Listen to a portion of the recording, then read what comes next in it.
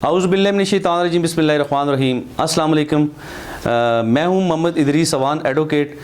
और दोस्तों, पाकिस्तान के आइन में वक्तन फ़वक्तन तरमीम होती रही हैं और बहुत ज़्यादा तरमीम ऐसी हैं जो कि बहुत असर हाज़र के तकाज़ों के मुताबिक नज़रिया ज़रूरत के मुताबिक होती रही। चूँकि हालात बदलते हैं, जब पाकिस्तानी अवाम को या पाकिस्तानी मुकन्ना को ये महसूस होता है कि आइन में हमें कुछ तरमीम चाहिए, तो फिर बाकायदा असम्बली में जो है जी वो तरमीम पास हो के तो आइन का हिस्सा बन जाती हैं। तो इन तरमीम में जो 18वीं तरमीम हुई है वो बहुत ही ज़बरदस्त और बहुत ही खूबसूरत तरमीम थी। जिस तरमीम की सूरत में हमारे आइन में ये इजाफ़ा हुआ है कि जी तमाम सूबों को मज़ीद अख्तियार मिल गए और कानून साजी ख़ास कर जो है ये इख्तियार कानून साजी करने का सूबों को मिल गया ज़्यादातर इशूज़ पे। तो इसमें जहाँ खूबसूरत इजाफ़ा था, वहाँ पे इस 18वीं तरमीम की सूरत में एक बहुत बड़ा एक वायलेंस का एक वाक़या हमारा रूनुमा हुआ है हज़ारडवीन में। वो ये था कि जी कि सूबा खैबर पख्तूनख्वा का नाम चेंज हुआ था इस तरमीम की सूरत में। सूबा खैबर पख्तूनख्वा सूबा सराद से सूबा को चेंज करके नाम सूबा खैबर पख्तूनख्वा रखा गया। तो ये चूँकि ये जो नाम था, ये हज़ारडवीन वालों का ये मौक़िफ़ ये था कि जी ये लसानी बुनियादों पे ये नाम तब्दील किया गया है। तो इस तरह ये लसानी बुनियादों पे ये नाम तब्दील होने की वजह से बहुत ज़्यादा एहतजाज शुरू हो गया हज़ारडवीन में। चूँकि हज़ारडवीन वालों का ये मौक़िफ़ था कि ऐसा नाम रखा जाए सूबे का जिसमें कोई तअस्सुब वाली स्मेल ना हो, जो कि तअस्सुब पे मबनी ना हो, जिसमें लसानी स्मेल ना हो, जिसमें लसानी बुनियादों पे बात ना हो, ताकि लोगों के दिल आज़ारी ना की जाए।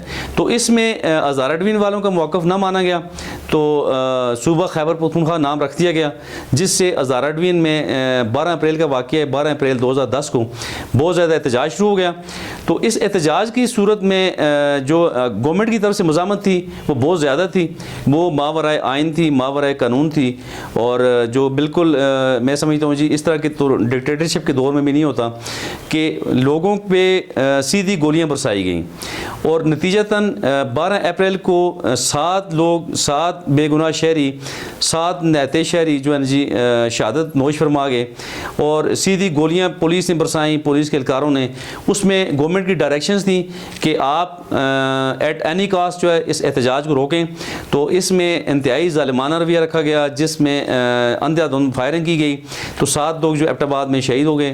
तो वो वाक़या बहुत ही पुरतशद्दुद और अफसोसनाक था, जिस पे हज़ारडवीन में बहुत ज़्यादा बल्कि काफ़ी दिनों तक 10-15 दिनों तक यहाँ पे एहतजाज जारी रहा। और बिल्कुल हज़ारडवीन की सड़कें सुनसान, बिल्कुल लोग बिल्कुल शटर डाउन था, कोई भी ज़िंदगी नकलो हरकत नज़र नहीं आ रही थी।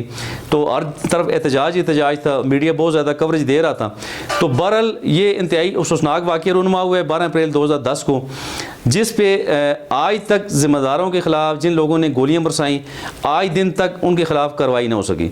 बहरहाल ये बहुत ज़्यादा तअस्सुब पे मबनी ये एक्शन था। तो बहरहाल हज़ारडवीन के लोग जो हैं आज तक अपना एहतजाज जारी किए हुए हैं। अभी फिर 12 अप्रैल आ गए, तो लोगों का ये मुतालबा है, हज़ारडवीन के अवाम का ये मुतालबा है कि इन्हें अलग से सूबा बना के दिया जाए, हज़ारडवीन को अलग से सूबा हज़ारा बनाया जाए, ताकि लोगों के मसाइल हल हो सकें। एक तरफ अगर देखते हैं हम तो जितने भी यूनिट छोटे होंगे तो मैं समझता हूँ कि उतनी तरक्की मुल्क ज़्यादा कर सकता है। चूँकि यूनिट छोटा होगा तो उसमें काम भी तरक्याती ज़्यादा होंगे, उसमें सर्विसेज आसानी से लोगों को मुयसर आएंगी, और जितने भी हमारे फंड्स हैं वो आसानी से जनरेट भी होंगे, और जो अच्छी बेहतर जगह पे, ज़रूरत की जगह पे आप लगा भी सकते हैं। तो बहरहाल यूनिट छोटे होने से काम ज़्यादा हो सकते हैं, ये भी लोगों का हक़ है कि उन्हें सूबा मिलना चाहिए। तो बहरहाल अगर हम बात करें किसी भी तहरीक की, तो अगर आप तारीख़ पे नज़र दौड़ाएँ तो जो 50 की दहाई में जो ढाका में फायरिंग की गई थी तलबा पे, जो उस पर लाठियाँ बरसाई गई थी, गोलियाँ बरसाई गई थी, और इसमें काफ़ी सारे नौजवान शहीद हो चुके थे। और वो जो बांग्लादेश का एहतजाज था, वो बंगालियों का जो एहतजाज था, और वो उसने बहुत ज़्यादा ज़ोर पकड़ लिया। और फिर आहिस्ता से वो तहरीक उनकी शुरू हुई, पाकिस्तान मुखालिफ तहरीक थी।